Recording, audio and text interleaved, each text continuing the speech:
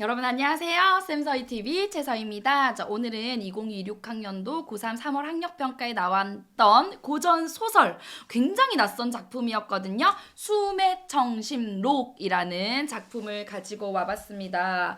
와, 이 작품은요 이전에 한 번도 출제된 적이 없어서요. 진짜 현장에서 제가 시험 감독에 들어갔었는데 수험생들이 너무 당황하더라고요. 일단 인물 관계 파악이 굉장히 중요하잖아요. 고전 소설에서는. 근데 그 관계 파악이 잘 안 되면요. 이제 아무리 시간을 투자해도 문제가 어렵게 느껴지는 거예요. 그래서 초반에 관계 파악을 잘 하면서 가져가 볼게요. 자, 이 작품의 핵심은요. 이제 사랑의 성취인데 결국은 남자 주인공과 여자 주인공이 사랑의 성취를 합니다. 하긴 하는데 그 과정에서 이제 고난과 그 고난을 극복하는 과정이 핵심 내용이다라고 보시면 되겠어요. 근데 이 고난이 어떤 게 주어지냐면 느콘 모티프라고 해서요. 강제 결혼을 추진하는 화소, 이야기 요소가 들어가거든. 옛날 고전 소설에 그런 거 되게 많았죠. 힘 있는 권세가가 여기서는 이제 왕족이 어떤 남주인공을 마음에 들어 하는 거야. 그래서 뭐 황제가 강제로 결혼을 시키니까 이걸 어떻게 거절하기도 힘들고 또 내 사랑하는 여인을 지키려면 결혼을 강하게 거부해야 되는데 그러면 내 가문이 또 위기를 당할 것 같고 뭐 그런 난감한 상황에서 인물이 어떤 식으로 이 고난을 극복해 나가는지 그 부분에 우리가 주목을 해보면 좋겠습니다. 제목이 되게 재밌는데요. 제목이 수매정에서의 첫 만남. 그래서 수매정의 정자. 의 수매를 따온 거고요. 자, 청심당이라는 이곳에서 재회를 하거든요. 남녀 주인공이. 물론 그 장면이 이번 출제된 장면은 아닙니다. 자, 그러나 이제 청심당에서 남녀 주인공이 재회했다라는 의미 있는 공간이기 때문에 수매정의 수매 그리고 청심당의 청심을 따와서 수매청심록이라고 이름을 붙였다라는 것도 깨알같이 제가 덧붙여 봤습니다. 자, 그럼 바로 이제 본문으로 한번 들어가 보도록 할게요. 이게 되게 중요한 건데, 자, 지금 주태후는 이렇게 시작을 하잖아요. 인물 관계야. 상하면요, 여러분. 이제 임금, 여기서는 중국 배경이라서요, 황제가 나옵니다. 황제의 계모래요. 자, 인물 관계 정리를 먼저 해준다. 그 다음에 노왕이 있어. 자, 노국을 다스리는 왕이야. 주태후의 소생이야. 그러니까 주태후가 낳은 아들인 거지. 그리고 군주는 이 노왕의 딸이었다. 어머나, 여기서요, 여러분 빠르게 진행시키지 말고 멈추세요. 멈춘 다음에 관계도를 정리해야 되겠죠. 여러분, 태후는요, 황제의 살아있는 어머니를 태후라고 합니다. 그런데 여기 보면요, 태후가 낳은 아들이 노왕이고요. 태후가 낳지는 않았지만 일종의 이제 계모라고 나와 있죠. 상이 황제인데 황상할 때 상이야. 황제인데 노왕과 상은 이복 동생인 거죠. 이 노왕이 상의 이복 동생입니다. 그러니까 태후는 상의 계모이고 노왕의 진짜 엄마인 거지. 태후가 노왕을 낳은 거야. 근데 이 노왕의 딸이 있는데 그 딸이 바로 군주. 이렇게 알 수 있습니다. 옛날에 왜 우리 뭐 옹주, 현주 할 때 그런 이름으로 이제 왕세자의 딸을 군주라고 하는데요. 여기서는 이제 왕의 국을 다스리는 왕의 딸이다라고 해서 군주라고 부릅니다. 상이 이제 어쨌든 상의 계모이긴 하지만 왕족 집안의 지금 딸인 거지, 이 군주가. 근데 이 군주가요, 누굴 마음에 들어 하냐면 남자 주인공을 마음에 들어 해요. 그 남자 주인공이 이제 이중백이라는 남주인공이 나옵니다. 얘는 되게 뛰어난 남자거든. 그러니까 한눈에 반한 거지. 삐로리 첫눈에 반함. 자, 다시 한번 가볼게요. 자, 군주를 얘를 본국에 보내지 않고 태후가 곁에 두고 사랑하셨다. 한번 볼게요. 여러분, 태후는 군주랑 어떤 관계야? 그렇지. 태우가 군주의 할머니가 되겠죠. 그러니까 태우 입장에서는 군주가 자기 손녀이기 때문에 얼마나 사랑스럽겠어. 그 옆에 두고 애정을 막 퍼붓는 거야. 아이고 우리 손녀 사랑해 사랑해 이러면서. 자, 이날 군주가 보모를 데리고 구경하다가 우연히 자, 우리 남주인공이 나왔어요. 중백의 고귀한 모습을 보게 되었다. 천상신선 아니면 수중 비룡처럼 느껴졌다. 그만큼 뛰어나 보였대. 사랑에 빠집니다, 여러분. 자, 보모를 시켜 네 집 상공인지 알아와라 라고 한 거야. 그래서 유모가 명에 응하고 가서 즉시 보고하기를 좌영륜, 이 영륜이라는 직책은요 높은 재상입니다. 그러니까 쉽게 말해서 관직 이름이거든. 그러니까 이중백이 이름이야. 이중백이라는 사람이야. 근데 한 자리 하네요. 좌영륜의 자리를 하네요. 그럼 여러분 알아야죠. 고전 소설에서는요 이중백이라고도 나올 수 있고요, 중백이라고도 나올 수 있고요, 영윤이라고도 나올 수 있다는 거야. 자, 군주가 기뻐했다. 태우께 자기 할머니한테 중백에 대한 말씀을 드리고 시집 가겠습니다 이렇게 말한 거야. 이제 큰일 났네. 자, 봐, 이 힘 있는 왕족이잖아요. 반해가지고 시집을 가고 싶어해. 그러면 이제 밀어붙이면은 이거 우리의 중백이 그걸 거절하기가 쉽지 않아. 근데 사실은 이 이중백과 정혼한 사이인 여인이 있어요. 그 여인이 오현요라고요. 제가 여러분 이거 좀 더 생생하게 강의하기 위해서 전문을 다 읽고 왔거든요. 짠! 이현요라는 또 정숙한 여인이 있습니다. 자, 결혼하기로 약속한 사이인데 우리 군주가 또 그걸 가만두지 않지. 자, 가볼게요. 태우가 상응이라고 나오면 알아두자. 임금. 이 작품에서는 황제 가리킵니다. 알현했다는 거 찾아뵙고 여쭈니 상이 또한 태우의 말씀을 공경하시고 계모라 할지라도 자기 어머니인 거잖아. 어쨌든 자기를 낳아주진 않았지만 그 말씀을 공경하고 순순히 따랐대요.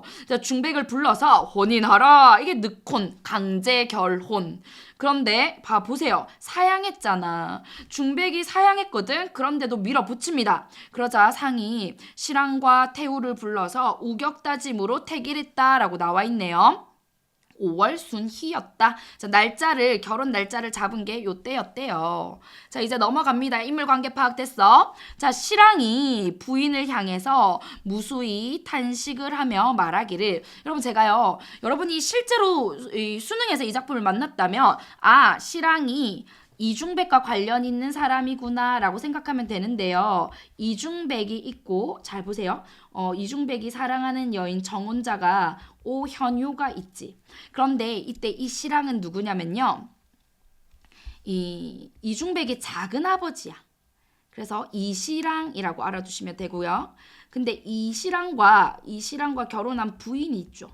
이 부인이 오부인이거든요.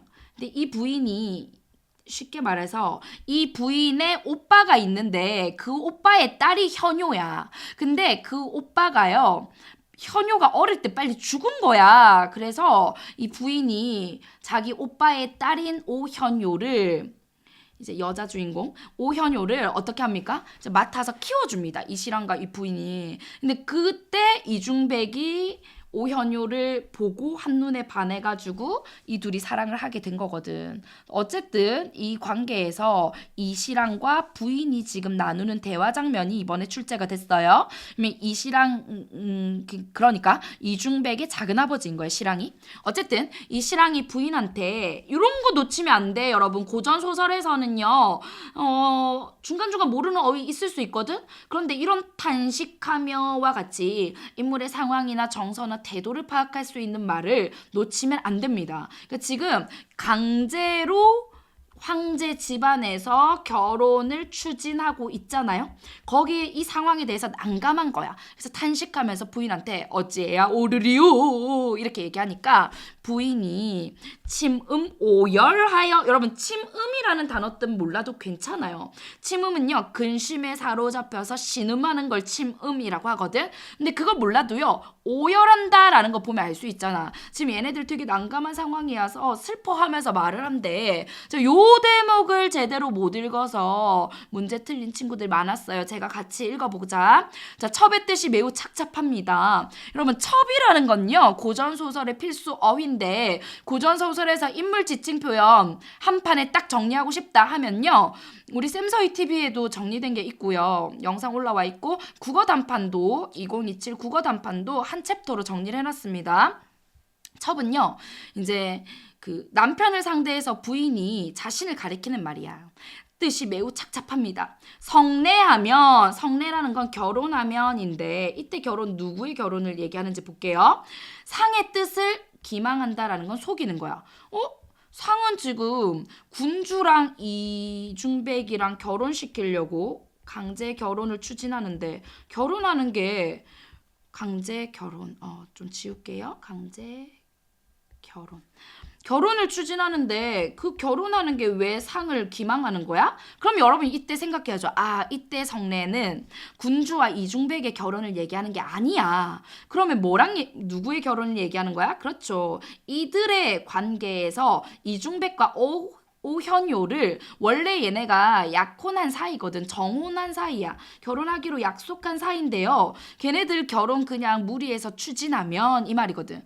야, 중백과 현효를 결혼시키면 이 황제의 뜻을 기망하는 것, 속이는 것 뿐이어서 올바르지 않다라는 거죠.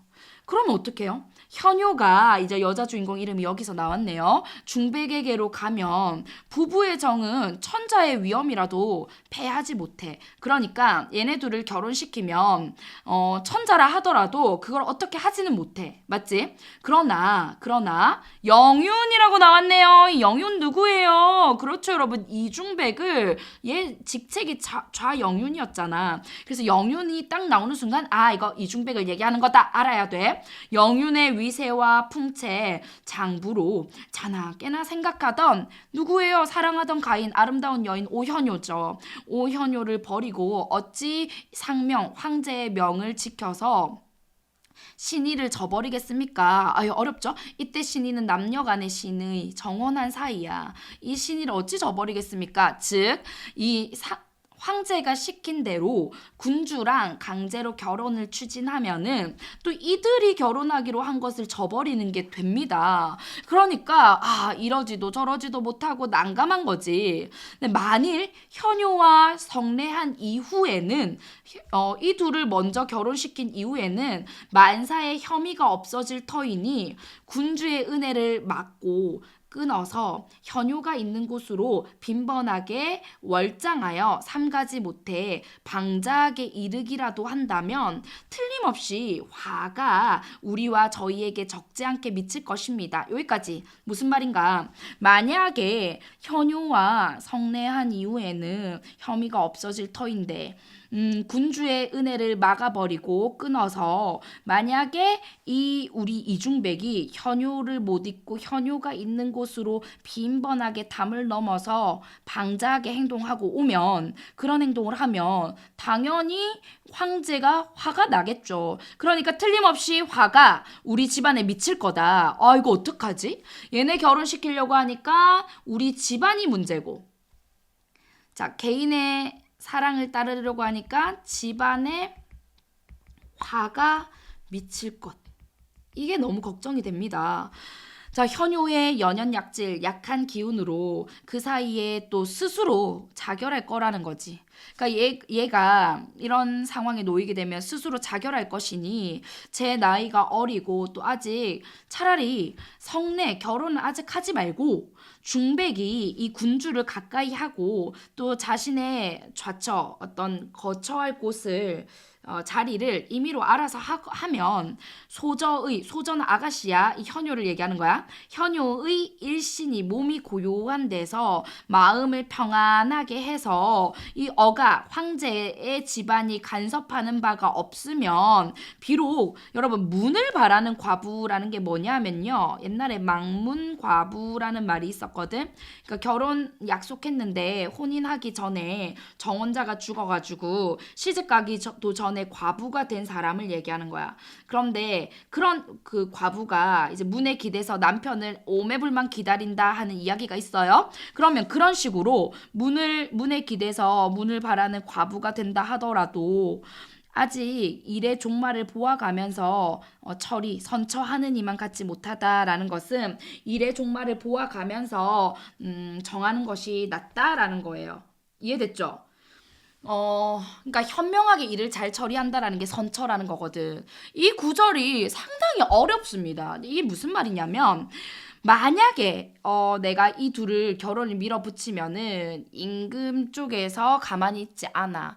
또는 이제 이중백이 군주를 가까이 하지 않고 현효를 마음껏 사랑하고 막 담 넘어오고 이런 일이 생기면 우리 집안에 화가 미칠 게 분명해. 그러면 이때 처신은 어떻게 해야 돼? 현명하게 잘 판단을 해야 되겠네. 그래서 아직 차라리 성례를 말고, 그러니까 결혼을 시키지 말고 이중백이 알아서 이렇게 군주를 가까이 하고 또 자기의 어떤 거처할 곳을 임의로 알아서 한다면 현효의 몸이 고요한 데서 마음을 평안하게 하게 되겠지. 그러면 비록 망문 과부가 되어도 차라리 그게 낫다는 거야. 아직 성례하지 않는 것이 일의 종말 되어가는 과정을 잘 봐가면서 현명하게 현명하게 처리하는 니만 같지 못하다? 즉 현명하게 처리하는 것이 낫다라는 얘기예요. 아직 성내하지 말고 일의 상황을 좀 봐가면서 현명하게 처리하자라는 얘기를 하고 있는 겁니다.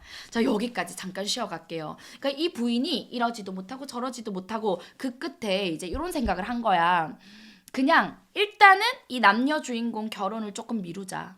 그리고 황제가 바라는 대로 군주랑 가까이 가게 만들어 놓으면 그게 그나마도 일이 앞으로 어떻게 진행되는지에 따라서 이 남녀 주인공의 결연을 이어줄지 그게 낫지 않겠냐. 지금 섣불리 그래도 황제의 명을 거역하고 이들의 사랑을 이루게 해야 됩니다 라고 하면 야, 현효는 현효대로 힘들 것이고 우리 집안은 우리 집안대로 화를 당할 것이야. 그러니까 지금은 당장 힘들게 억지로 결혼 출제하지 말고 황제가 시키는 대로 따르는 게 낫지 않을까. 그렇게 해서 몸을 사리는 게, 그렇게 해서 집안을 좀 지키는 게 낫지 않을까 하는 생각을 합니다까지 온 거야. 자, 신랑이 옳게 여겼지만 그 말 듣고 보니 옳다. 그런데 또 현효의 부친 아버지 오상서가 현효가 어릴 때 죽었잖아요. 근데 이 이전 장면에서 꿈에 나타나가지고 어떤 일이 있더라도 결혼시켜라 뭐 이렇게 했던 그 꿈이 있었거든. 그런 꿈을 생각하고 이에 묵묵하여 결단하지 못했대. 아, 어떡하지 이러고 있는 거야. 자, 이에 수매정이라는 정자에 가서 현효를 만나서 이제 이 부인의 뜻을 전하니까 우리의 여자 주인공 현효는 되게 착하고 정숙한 여인이에요. 자, 현효 이 소저 아가씨죠. 현효가 부끄러워하며 고운 얼굴로 대답하기를 숙모의 말씀이 지당하시니 소녀 또한 원하는 마음도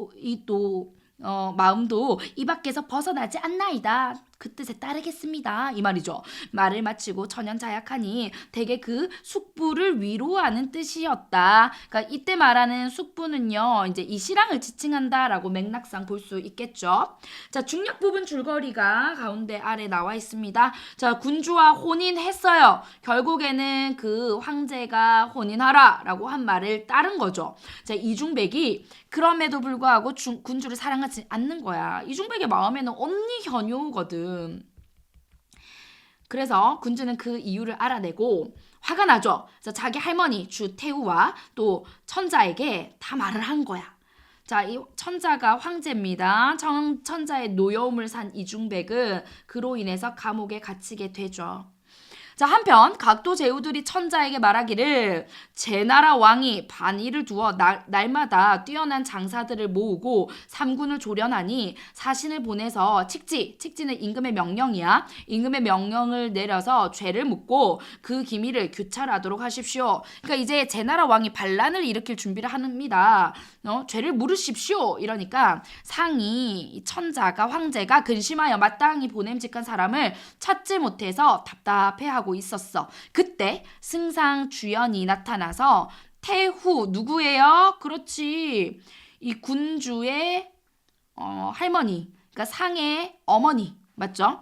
태우에게 여쭈기를 이제 가장 기묘한 계책을 말씀드리겠나이다. 좋은 생각이 있어요. 이 말이야.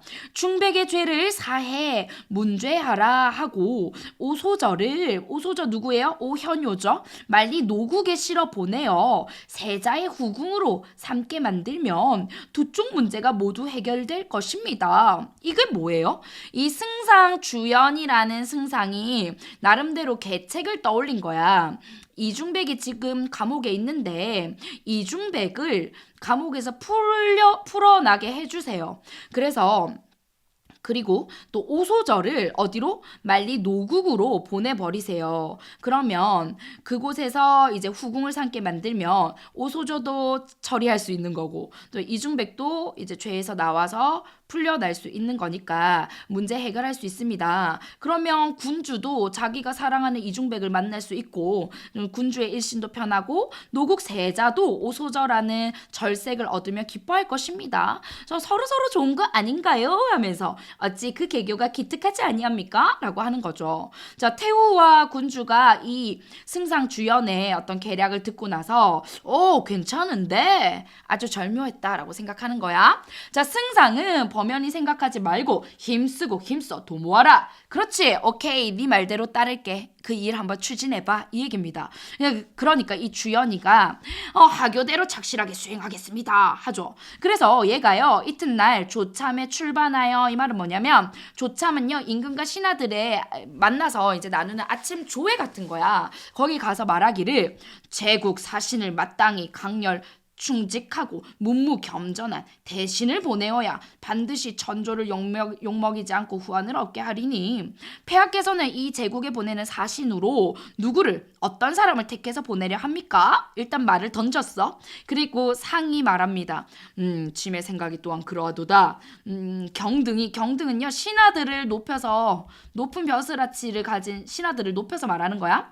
자, 경등이 천거하여, 천거는 추천해 달라는 거죠. 추천해서 어떤 신하 보낼지 추천해서 나의 근심을 덜게 하라 이렇게 얘기를 해. 사실 우리의 승상 주연은 다 생각이 있었죠. 누굴 보내려고 하는 거야? 그렇죠. 이중백을 보내려고 하는 거야. 이 사신으로. 감옥에 갇힌 죄인 이중백이라는 위인이 이 소임에 적합합니다. 이 사람의 죄를 사해 주시고 감옥에서 나오게 해서 이 사신으로 보내주세요. 그러면 이 대국의 사신으로 보내면 마땅할까 합니다. 이제 자신의 계획대로 진행을 시키죠. 자, 상이 본디 이중백을 중히 좋아했대. 중하게 여긴지라 즉일에 사면하시고 죄를 풀어주시고 상서를 복야의 승품 벼슬을 한 등급 올려줬다는 거야. 하여 제국에 보내는 사신으로 임명해 준 거죠. 그러면서 그 양형을 사면해서 사신으로 삼은 이유는 태후의 참정을 용인했다고 할 수 있다. 즉 태후가 바라는 그 계획대로 일을 진행시켰어. 그런데 거기에 또 상이 이중백을 나름대로 자기가 아끼는 마음이 있어서 승품했대요. 그러니까 벼슬을 한 등급 높여준 이유는 태후의 바람과는 관련 없이 높여준 거래. 왜냐하면 태후의 뜻을 승순하여 죄를 내리는 듯 하면서도 사실은 자기 마음으로 애정하는 그런 신하기 때문에 품계를 높여줬으니 이런 상이 천자가 이중백을 총애하고 있었기 때문에 이런 일이 가능했다라는 거죠. 자, 사민이 사은하고 퇴조하니 신부인이 놀라고 슬피 울며 말을 했대. 자, 이때 신부인은 누구냐면요 이중백의 엄마입니다. 중백의 어머니.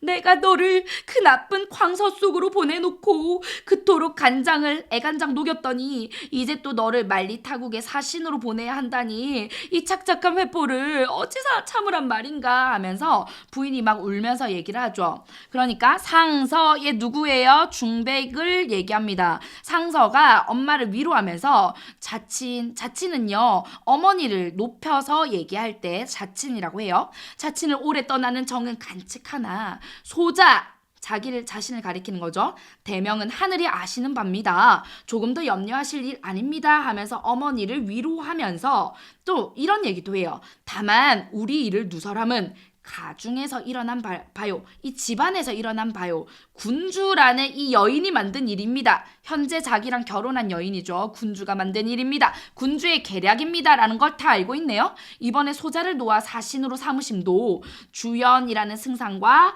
태후가 다 꾸민 일입니다. 어머나, 모든 걸 다 알고 있네요. 그치? 자, 소자가 제국으로 간 후 틀림없이 내 사랑하는 여인인 오현요, 오씨를 참살할 뜻을 갖고 있을 것 같아요. 어떡해요? 정말 어찌 분완치 않으리오리까? 정말 분합니다. 화가 납니다. 그죠? 이 군주가 제가 출행하기 이전에는 응당 자기 체면으로라도 억지로 나올 것입니다. 즉, 생각해보세요. 남편이 먼 곳에 사신으로 나가니까 당연히 체면으로 그거 부인이 나와 봐야 될 거 아니야. 그쵸? 그러니까 다 계획을 세우고 있는 거야. 나올 겁니다. 군주는, 근데 보세요, 여러분. 여기까지가 이제 이중백이 자기 어머니인 어머니한테 한 얘기야. 이 얘기를 보면 어머니를 위로하는 말도 있고요. 그리고 군주와 태후가 꾸민 계략에 대해서도 이미 다 간파하고 있는 모습을 알 수 있는 거죠. 자, 군주는 종래 병이 있다라고 핑계하고 나오지 않았어요.